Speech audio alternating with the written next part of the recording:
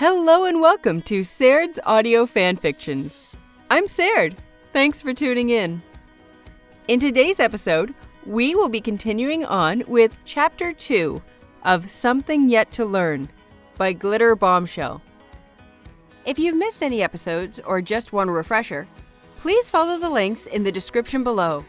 There, you should find links to past episodes and chapters. Also, just a reminder, the entirety of this fic will be made available for download as a single complete audiobook upon the fic's completion. It and other complete works can be found on my website at serdsaudiofanfics.com. Right, with all that out of the way, let's get to it. Happy listening. Chapter 2. Who wants to try them out? The question hangs in the air for a few heartbeats, and Wei Wuxian cocks an eyebrow, mischievous grin still firmly in place. A few of the children look at him from the piles of talismans in their hands and back again, and he can see the answer glowing in their eyes. Who wants to try them out? Everyone. The answer is everyone. But children they may be, but they are Lan children. The oldest, or maybe just the tallest, kids do weird things when they're growing. He and Jiang Chang had a whole year where they seemed to trade off who was tallest every few weeks. Steps forward, his small face knitting into a frown. The boy has a pair of thick black eyebrows, and for one moment his expression looks so much like Lan Qiren's haughty disapproval that it's all Wei Wuxian can do not to dive forward and plant a smacking kiss right between those brows. Why hadn't Lan Qiren told him they were baby juniors?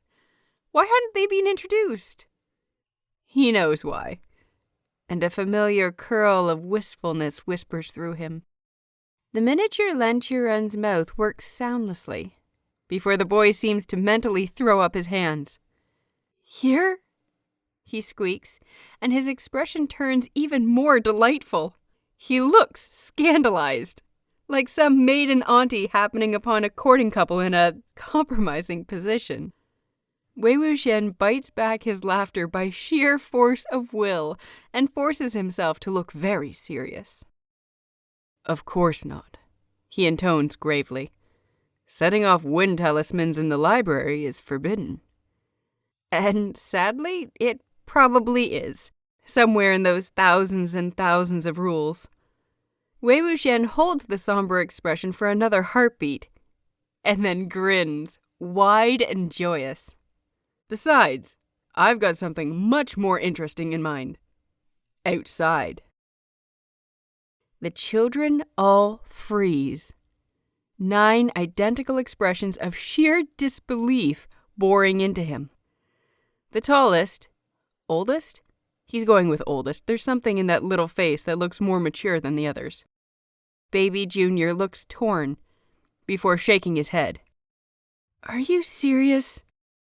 An instant later, his shoulders stiffen in horror at the transgression he's just committed, and he bows so fast, Wei Wuxian is mildly surprised he doesn't injure himself.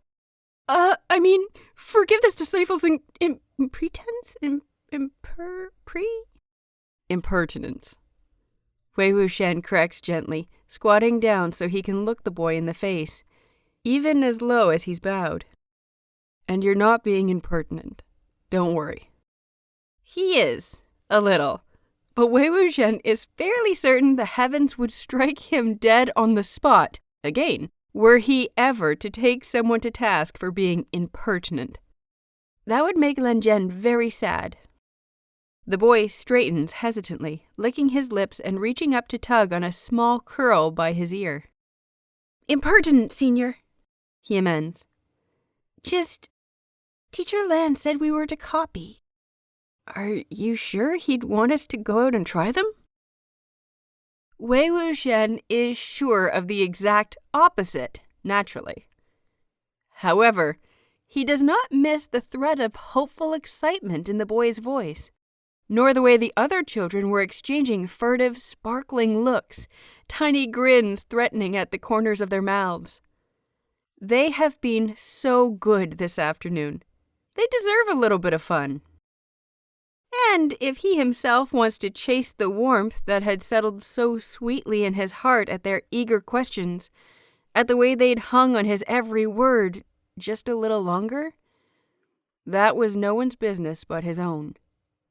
He draws himself to his full height again, rubbing his chin with exaggerated thoughtfulness. Master Lan did say you were to copy, he admits. Then he waggles his eyebrows playfully. Which you have, admirably. He said I was not to review anything with you, which I have not. It only counted as review if he went over things they already knew, right? He's been answering entirely new questions for the last half hour, right? A voice that sounds suspiciously like his husband mutters in his head about following the spirit versus the letter of a request. But he ignores it with practiced ease. The children are all nodding along with what he's saying, and even the oldest looks significantly less conflicted. Grinning, he goes in for the kill.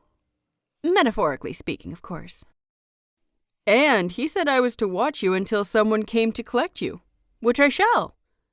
I'll just be watching you use these talismans to throw snowballs, rather than watching you copy lines.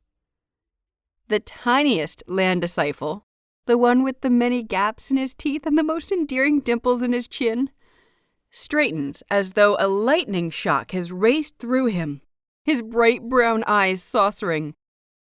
Really? He breathes. Really, Senior Wei? Ah, they do know who he is.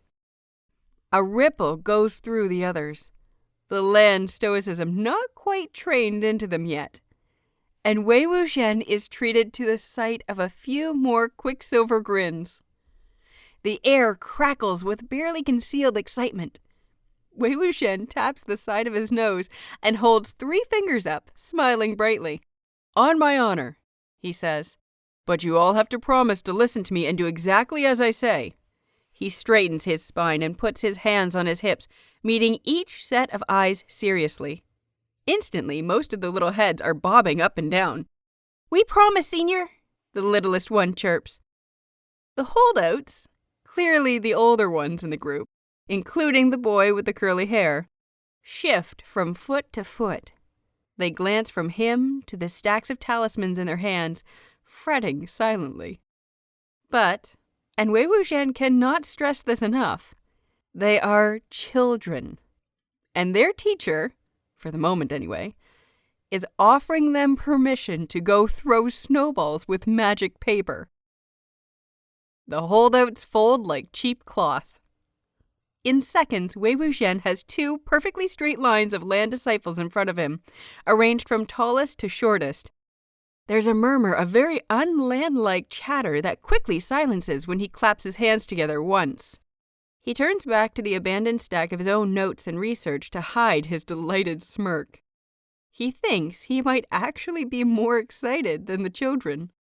Hastily, he scribbles a note out on one of his abandoned sketches for the protection charm, just in case someone does eventually come for the children. He weighs it down with an inkstone, leaving it hanging over the edge of the desk he's been using, impossible to miss. Satisfied that no one will be able to accuse him of kidnapping the next generation of Gusu Lan sect, and oh, how he wishes that were a joke. He waits for the baby juniors to shrug back into their fur-lined cloaks and gloves, opens the library door with a flourish, and leads the children out. The sky is slate gray, seeming to press down lower than usual, and there is a heavy wetness to the air that promises more snow later. For now, though, the wind has died down. The day is cold, but not bitter, and even Weiwushan finds the crunching of snow under their boots pleasant. They walk down to one of the smaller practice fields, a circle of level ground where the younger disciples practice sword forms. The place is usually deserted this time of day, but it's close enough to the main buildings that they should be easy enough to find, if anyone ever comes looking for them. Silently, He wonders if he and Lan Qiren might have to cut their stay in the cloud recesses short. Just what kind of diplomatic issue could have drawn Lan Qiren's attention so thoroughly that he still has not sent anyone to get the children? It may require Lan Qiren's personal attention. "Senior Wei?" one of the children asks. He's probably 8 or 9, and a smattering of dark freckles dust the bridge of his nose. He bites his bottom lip, holding up his stack of talismans. "How are we going to throw snowballs with these?" "An excellent question," Wei Wuxian says. And the truth is, he's not exactly sure. He and Zheng Qiang had found every possible way such talismans could be applied to mischief when they were children. But such applications had mostly involved cheating at paper boat races and slicing the bottoms off lotus plants. He lets himself drift a moment, ghosts of childish laughter echoing in his ears. He and his siblings lying on their stomachs on the warm, sun-drenched docks of Lotus Pier as they watch crude little paper vessels cut through the glimmering water, urged on with flicks of their fingers and bursts of new power. Shiji cheering them both on, even as her own boat fell further and further behind. He and his brother taking turns missing their boats with their talismans and hitting hers, so that they all made it to the other side of the lake at the same time. He shakes himself free of the past, not without effort. Right now he has 9 very eager children that he has made a promise to. He narrows his eyes, thinking. The mechanics of what he wants to do are simple enough. The training dummies at one end of the field will serve perfectly well as targets.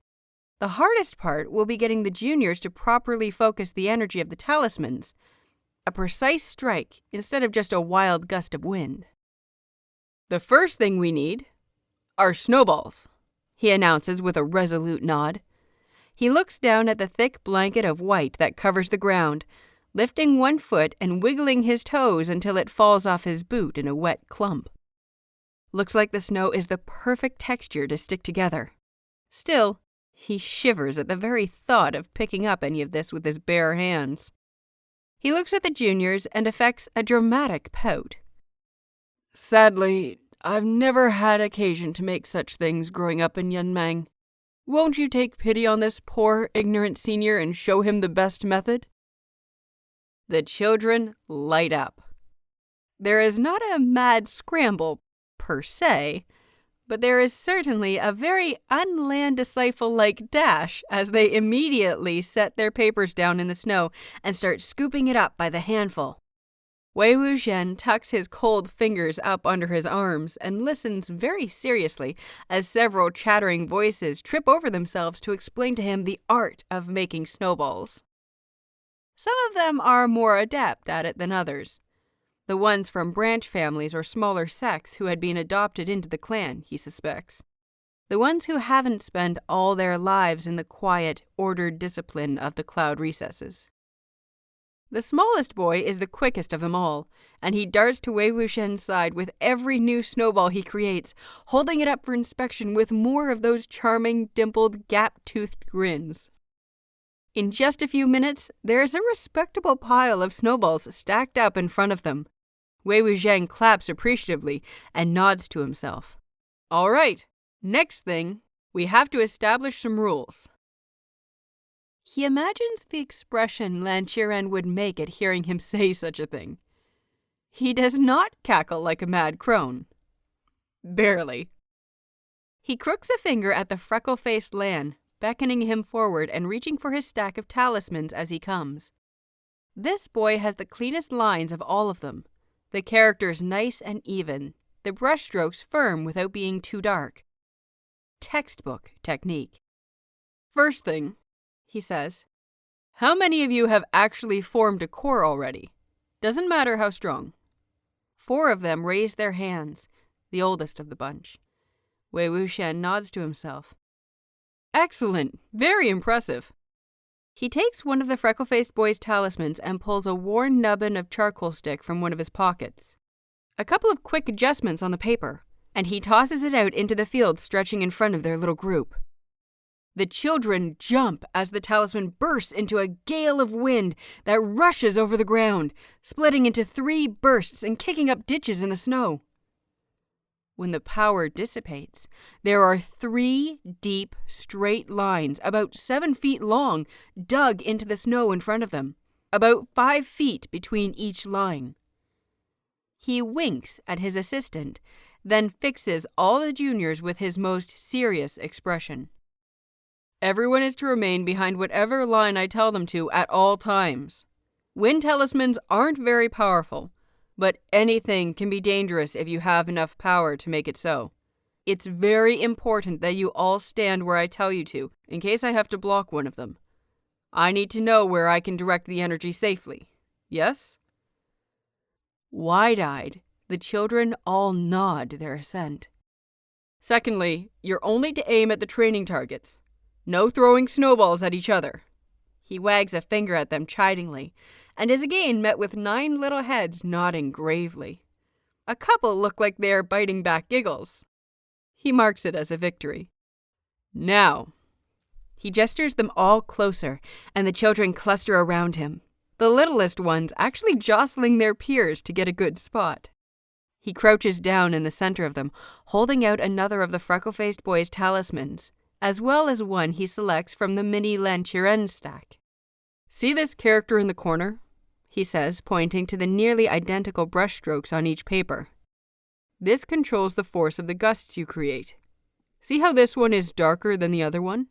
More ink, more pressure on the stroke. One of these will be much stronger than the other. Draw more spiritual energy to the force of it than the direction or how long it lasts. These talismans are actually really easy to adapt. You can change almost anything about them. He falls into the easy rhythm of talking, explaining, showing, spinning to and fro to meet each pair of eyes as he talks.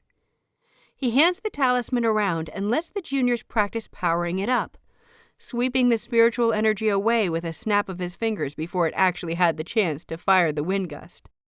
Judging by their exuberance at even that, he gathers they have not had much opportunity for such things yet. Even the few golden cores that have formed in these juniors are weak, fluttering things, like tiny birds just barely coming into their flight feathers. He scratches his head and tries to remember the training regimens back at Lotus Pier. He'd had a hand in all of them as head disciple, but he'd mostly been regulated to working with juniors Sijui and Jinling's age. He taught archery to the youngest Young Mengjiang disciples, and their weapons master usually passed off the basic swordsmanship to him in the hottest months. As often as Madame Yu had punished him with her endless drills, his grasp of Young Mengjiang's sword fighting had been flawless. He'd never been responsible for teaching talismans and spellwork, though. But it's probably fine, even if he doesn't exactly remember how old he and Jiang Cheng were when they learned this stuff. The children are glued to his every word, curious and questioning, and they are all understanding the mechanics just fine. A few of the youngest have trouble focusing their energy enough to feed into the talisman, but that's not unusual. Satisfied, he stands up and shakes a bit of snow from the hems of his robes. He grins at them. So, he says, drawing the word out with deliberate slowness. Who wants to try first? Predictably, 9 hands shoot into the air, and he is sure only their nascent land decorum is keeping them from leaping up and down for his attention like some small, cute baby animal that is most assuredly not associated with the devil incarnate that is a dog. He waves the freckled-faced boy forward again and nods at him to grab a couple of snowballs from the arsenal. Everyone line up behind the nearest line, he says, and is pleased when they obey immediately, shuffling into a group. Already flinching at the cold, he takes one of them and tosses it from hand to hand a few times, before tossing it straight up.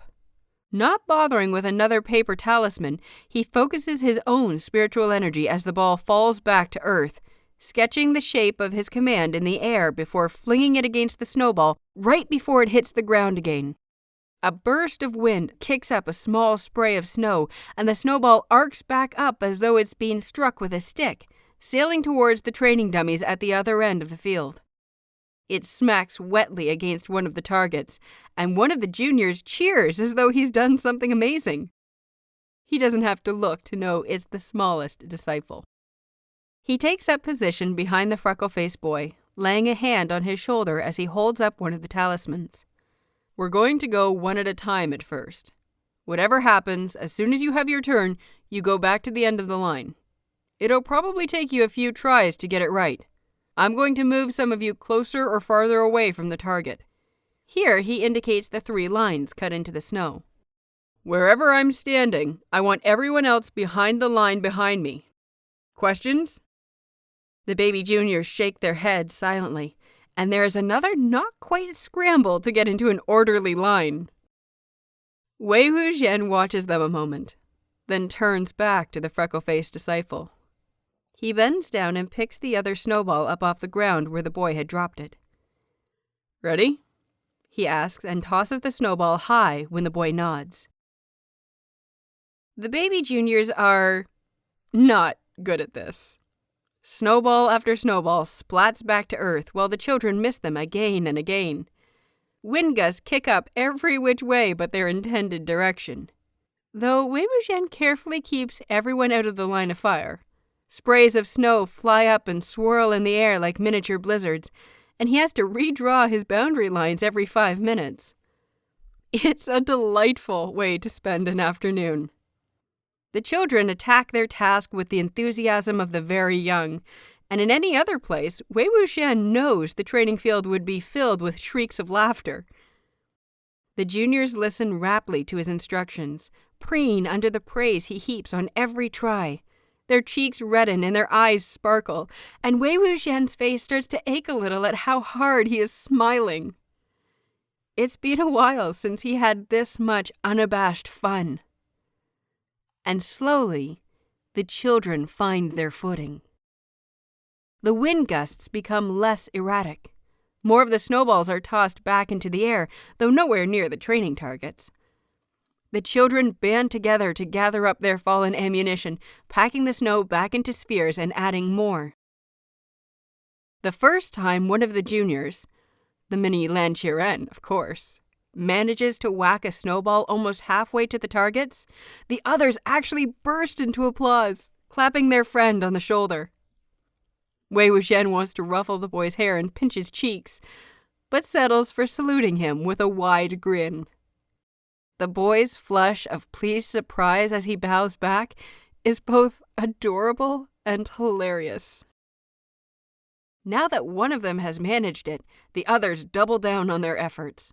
More and more snowballs sail through the air, successfully wind-blasted, and when the freckle-faced boy finally hits a target, one would think he'd managed to take down a high-level demon all by himself for all the excitement of the juniors. The stunned pride when Wei Wuxian salutes him as well is even more adorable and more hilarious than the mini Lan Qiren. Wei Wuxian flicks a look up at the sky, and then back at the path they had taken from the library. Still, no one has come for them, and the bell for the evening meal will surely be ringing soon. He flexes his own chilled fingers, wraps his cloak more tightly around his body. Last round, everyone. You'll still have to put your supplies back in the classroom before supper. Unsurprisingly, there are many slumped shoulders and looks of disappointment. Such faces, he chides. You've all done so wonderfully. Truly the best snowball throwing I've ever seen. There is one figure, though, that doesn't cheer up at all with his words.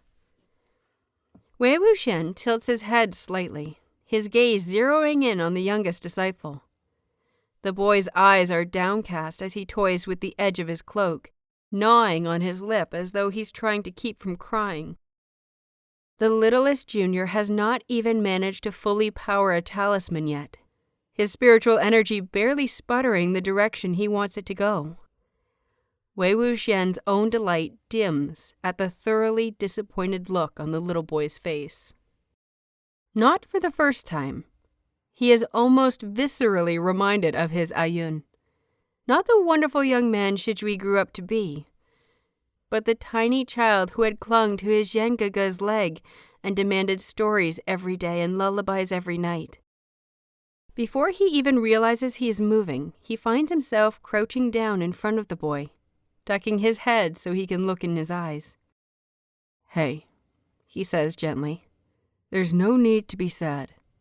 I know it's disappointing not being able to do something your friend can do, but that's why you're practicing.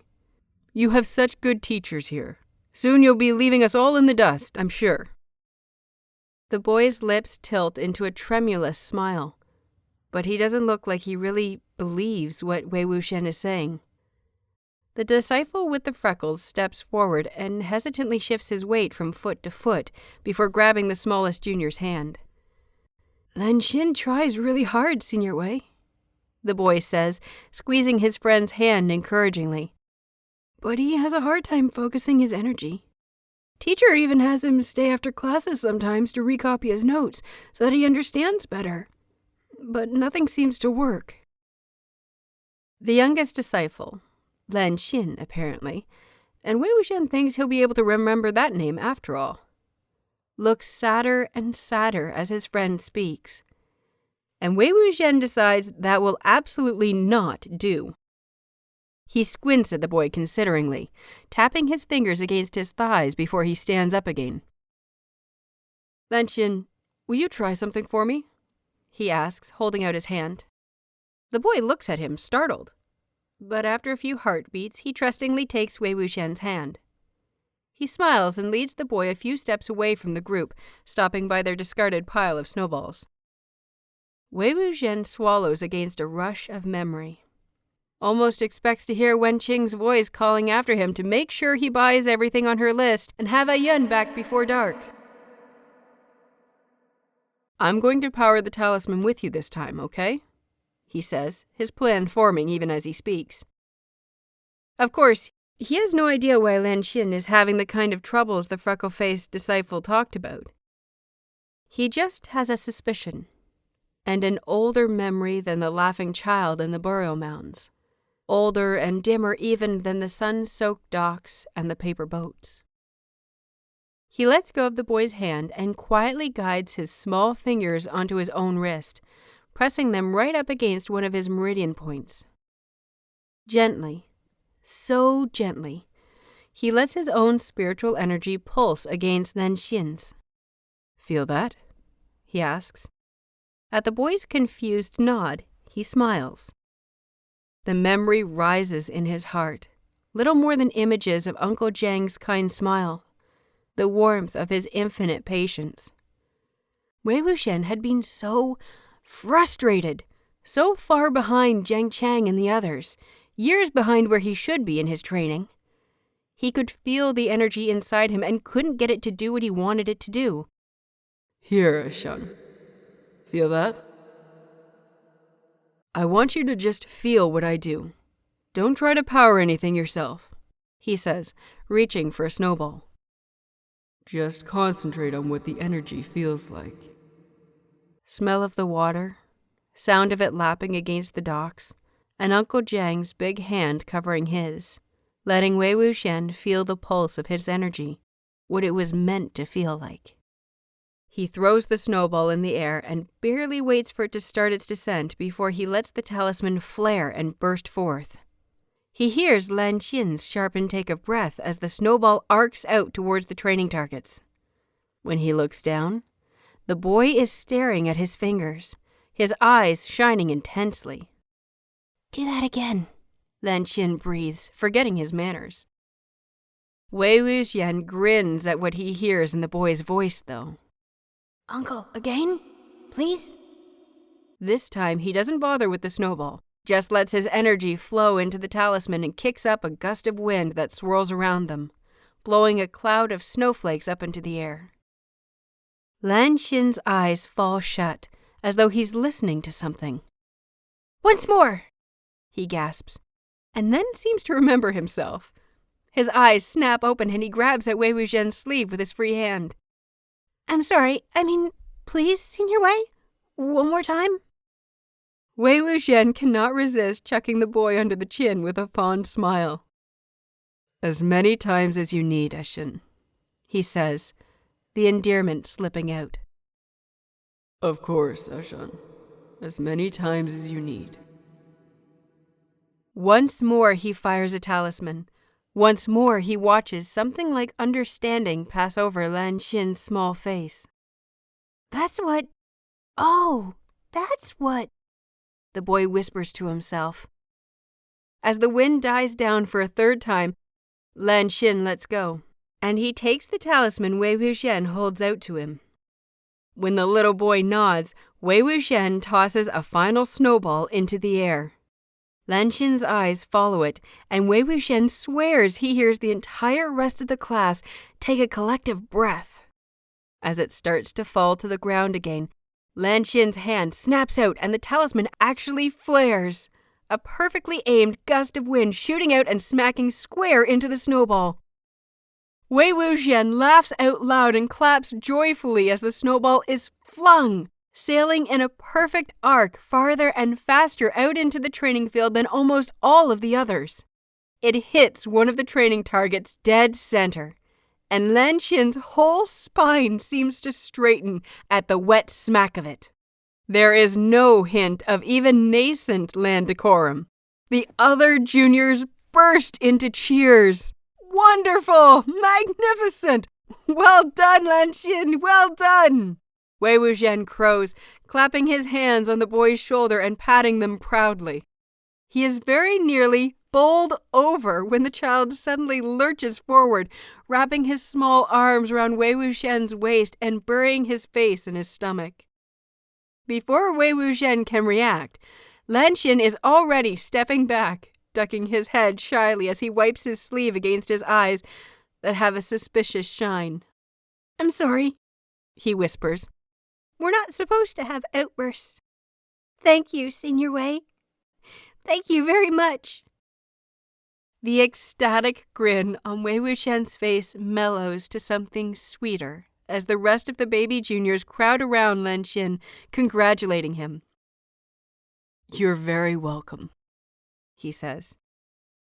He glances around the training field as the juniors get themselves back under control, flicking a few quick charms at their piles of snowballs to scatter them.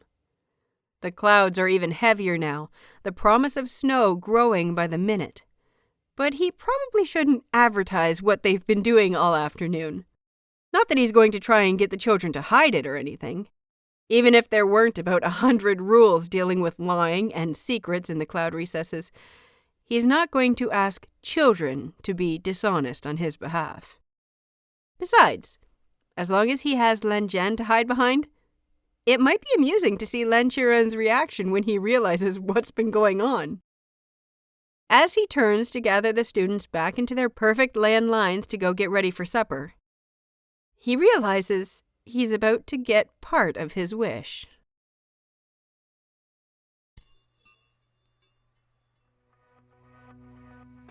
Well, that's it for today's episode. I hope you've enjoyed. Thank you so much for tuning in. This has been Chapter 2 of Something Yet to Learn. Written by Glitterbombshell. Narrated by Serdd. Theme music, Spirited Away.